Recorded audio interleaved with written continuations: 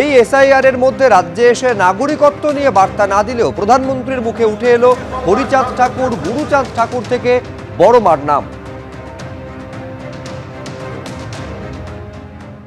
नदिया के गांव गांव में, गंगा के तट तट पर जब हरिनाम संकीर्तन की गूंज उठती थी तो वह केवल भक्ति नहीं होती थी, वह सामाजिक एकता का आह्वान होती थी।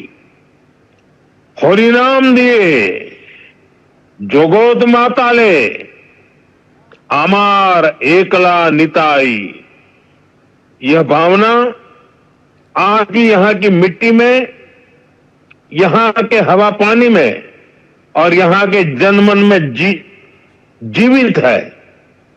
साथियों, समाज कल्याण के इस भाव को हमारे मतुआ समाज ने भी हमेशा आगे बढ़ाया है। श्री हरिचांद ठाकुर ने हमें कर्म का मर्म दिखाया, श्री गुरुचांद ठाकुर ने कलम थमाई और बोरोमा ने अपना मातृत्व बरसाया। इन सभी महान संतानों को भी मैं नमन करता हूं। তৃণমূল মুখপাত্র দেবাংশু ভট্টাচার্যের সঙ্গে ফোনে আমরা এই মুহূর্তে যোগাযোগ করতে পেরেছি। অত্যন্ত তাৎপর্যপূর্ণ দেবাংশু, প্রধানমন্ত্রীর এই অডিও বার্তা শুরুই হচ্ছে জয় নিতাই বলে, তারপরে হরিচাঁদ ঠাকুর, গুরুচাঁদ ঠাকুর থেকে বড় মার তিনি নাম নিচ্ছেন, সমাজে মতুয়া সম্প্রদায়ের অবদানের কথাও স্মরণ করিয়ে দিচ্ছেন প্রধানমন্ত্রী। দেখুন, 2021-এর বিধানসভা নির্বাচনের আগের চিত্র আপনারা মনে করুন। শুরুতেই রবীন্দ্রনাথের কবিতা দিয়ে শুরু করতেন। সেই রবীন্দ্রনাথের কবিতার এমন শ্রাদ্ধ করতেন যে কবিগুরু যদি পুনরায় মর্তে ফিরে এসে সেটা শোনেন, উনি নিজেই বুঝবেন না ওটা ওনার লেখা কবিতা ছিল। তো এটা আর কিছুই নয়, গো অ্যাজ ইউ লাইক প্রতিযোগিতা, অর্থাৎ যেমন খুশি তেমন সাজো। প্রত্যেক বছর আমরা যেমন আমাদের পাড়াতে অ্যানুয়াল ফাংশনে যেমন খুশি তেমন সাজো প্রতিযোগিতায় অংশগ্রহণ করতাম, এখন নির্বাচন এলেই নরেন্দ্র মোদী যে রাজ্যেই যান সেই রাজ্যের কথা, সেই রাজ্যের মনীষীদের নিয়ে স্ক্রিপ্ট লিখে দেওয়া হয়, সেটা তিনি পাঠ করে চলে আসেন। এখন বিষয়টা হচ্ছে চৈতন্য মহাপ্রভু করছেন, কোচবিহারে গিয়ে পঞ্চানন বর্মার কথা বলছেন, কলকাতায় এসে রবীন্দ্রনাথ ঠাকুরের কথা বলছেন, বীরভূমে গিয়ে রবীন্দ্রনাথ ঠাকুরের কথা বলছেন, কিন্তু এই পশ্চিমবঙ্গের এই সাধারণ মানুষ যারা নিতাই গৌরাঙ্গকে মানেন, যারা মতুয়া, যারা রবীন্দ্রনাথ ঠাকুরের কবিতা পড়েন, তাদের 100 দিনের টাকা আটকে দিচ্ছেন। তাদের এলাকায় যখন বন্যা হচ্ছে তখন কেন্দ্রীয় সরকারের থেকে সহযোগিতার হাত বাড়াচ্ছেন না। আপনার জেতা পার্লামেন্টারি কনস্টিটিউয়েন্সিতেও যখন বন্যা হচ্ছে আপনি নিজে আসছেন না, কিন্তু মহারাষ্ট্রে বা বিহারে ইলেকশনের আগে যদি কোথাও বন্যা হয় আপনি সশরীরে সেখানে চলে যাচ্ছেন। ফলে শুধুমাত্র ভোটের আগে এসে বাঙালির কয়েকটা বাংলা শব্দ আওড়ানো, বাঙালির কয়েকটা সংস্কৃতিকে উল্লেখ করে ভাষণ দেওয়া মানেই যদি ভাবেন যে বাঙালি ভাববে আপনি কত ভালোবাসেন তাদেরকে, এটা কিন্তু মূর্খের স্বর্গে বাস করছেন। কারণ বাঙালি জানে রামায়ণে যখন রাবণ সীতাকে হরণ করতে এসেছিল তখন কিন্তু রাক্ষসের বেশে আসেনি, সাধুর বেশে এসেছিল। ধন্যবাদ দেবাংশু। এই রাজ্যে অপশাসনের অভিযোগ তুলতে গিয়ে পার্শ্ববর্তী রাজ্য ত্রিপুরার প্রসঙ্গ তোলেন আজকে প্রধানমন্ত্রী নরেন্দ্র মোদী। 30 বছর ধরে সেখানে অপশাসন চালিয়েছিল বামেরা এবং তারপর সেখানে বিজেপি সুযোগ পাওয়ার পর সেখানে উন্নয়ন দ্রুত গতিতে হচ্ছে, দ্রুত গতিতে উন্নয়ন চলছে ত্রিপুরায়, আর দ্রুত গতিতে একেবারে অবনমন অপশাসন চলছে বাংলায়। তুলনা টেনে কিভাবে এই রাজ্যের শাসক দলকে নিশানা করেছেন আজকে প্রধানমন্ত্রী নরেন্দ্র মোদী তার অডিও বার্তায়, দেখব।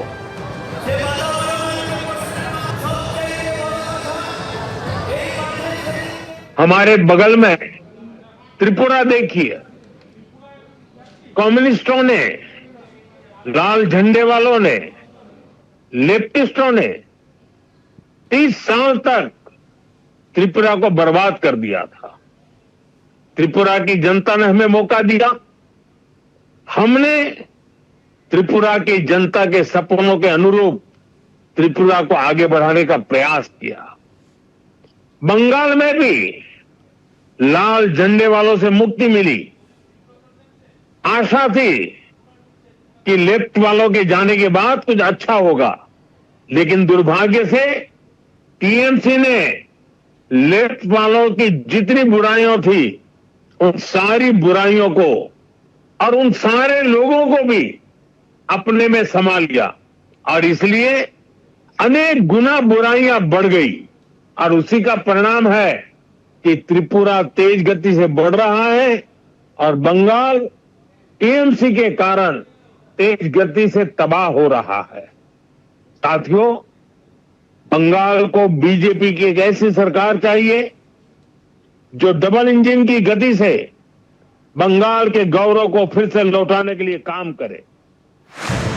সিপিএম এর কেন্দ্রীয় কমিটির সদস্য সুজন চক্রবর্তীর সঙ্গে ফোনে আমরা এই মুহূর্তে যোগাযোগ করতে পেরেছি। সুজনদা, কি বলবেন যে পার্শ্ববর্তী রাজ্য ত্রিপুরার প্রসঙ্গ আজকে প্রধানমন্ত্রী তুলছেন এবং 30 বছরে একেবারে সর্বনাশ করে দিয়েছিল ত্রিপুরার বামেরা, বিজেপি সেখানে এসে উন্নয়ন দ্রুত গতিতে এখানে হচ্ছে। বাংলার প্রসঙ্গ তুলতে গিয়ে বলছেন যে এখানে তৃণমূল কংগ্রেস বামেদের যে 30 বছরের বা 34 বছরের অপশাসন সেটাকে এগিয়ে নিয়ে গিয়েছে, তাই এইখানেও বিজেপির ডাবল ইঞ্জিন সরকার প্রয়োজন। দেখুন, প্রধানমন্ত্রী আজকে পশ্চিমবাংলায় এসেছেন, ধরা পড়ে গেছেন বলে তাড়াহুড়ো করে উত্তর চব্বিশ পরগনা, নদিয়া, মতুয়া এলাকা সেখানে মিটিং করেছেন। মতুয়া মানুষের কাছে ওরা ধরা পড়ে গেছে যে 1,20,00,000 রোহিঙ্গা এবং বাংলাদেশি মুসলমান তারাবার নাম করে আসলে ভোটার লিস্টে গরিব মানুষ, আনডকুমেন্টেড সিটিজেন এবং মতুয়া তাদের নাম বাতিল করছে, ধরা পড়ে গেছেন। সেই বার্তা উনি দিতে এসেছেন, কিন্তু দেখে বুঝে আর বার্তাটা দিতে পারেননি। ওরা জানতে চাইছিল যারা 24 সালে ভোট দিয়ে শান্তনু ঠাকুরকে এমপি করেছে, মন্ত্রী করেছে বা এরকম, তারা কি 26-এ ভোট দিতে পারবে? প্রধানমন্ত্রী সেটা হ্যাঁ বলতে পারলেন না। প্রধানমন্ত্রী বরঞ্চ নাগরিকত্ব দেওয়ার কথা বলেছেন, কিন্তু এবার ভোটার তালিকার নামও কেটে নিচ্ছেন। কার্যত মানুষ আশাহত হয়েছে, ব্লাফ দিলেন, মানুষকে আরেকবার প্রতারণা করলেন এবং করে ত্রিপুরা পশ্চিমবাংলা টেনে এনে অনেক কথা বললেন। ত্রিপুরায় যা চলছে, পশ্চিমবাংলায় যা চলছে, তৃণমূলের শাসন আর বিজেপি শাসন একই রকম। এতদিন বলছিলেন বামেরা নেই, উল্লেখ করার দরকার হতো না। আজকে বোধহয় বুঝেছেন যে বামেদের রেলিভেন্সটাকে বাদ দিয়ে দেশ এগোতে পারে না, পশ্চিমবাংলা এগোতে পারে না। সেই কারণে আবার বামেদের কথা ওকে বলতে হয়েছে। তাহেরপুর মুখ্যমন্ত্রী তৃণমূলের পক্ষ থেকে সিপিআইএম এর বিরুদ্ধে যথেষ্ট সোচ্চার থাকেন। হেরে গেছেন বলে 6 ঘন্টার মধ্যে ওসি বদলে দিয়েছিলেন। মুখ্যমন্ত্রী তৃণমূল সিপিএম কে ভয় পেয়েছে, বোঝা যায়। প্রধানমন্ত্রী বিজেপি, তারাও যে সিপিএম কে ভয় পাচ্ছে এটা বোঝা যায়। আজকে উনি যে ইস্যুতে মানুষ শুনতে যায় সেই ইস্যুতে বলতে পারলেন না।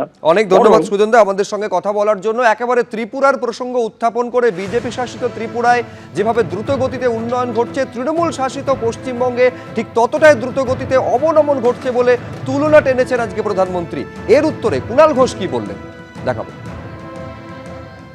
তফাৎটা হচ্ছে, বাংলায় বামপন্থী জমানার থেকে অনেক ভালো সরকার দিচ্ছে মমতা বন্দ্যোপাধ্যায় তৃণমূল কংগ্রেস। বামপন্থীদের সেই অপশাসন, জঙ্গলরাজ থেকে মমতা বন্দ্যোপাধ্যায় যে উন্নয়ন, শান্তি, সংহতি, সম্প্রীতি প্রত্যেকটা ক্ষেত্রে মানুষ বলবেন তাই বিপুল ভোটে জেতাচ্ছেন। আর ত্রিপুরায় সিপিএম এর সরকার খারাপ ছিল না বিজেপির সরকার খারাপ, সেটাতেই এখন তুলনা হচ্ছে। এবিপি আনন্দ, এগিয়ে থাকে, এগিয়ে রাখে।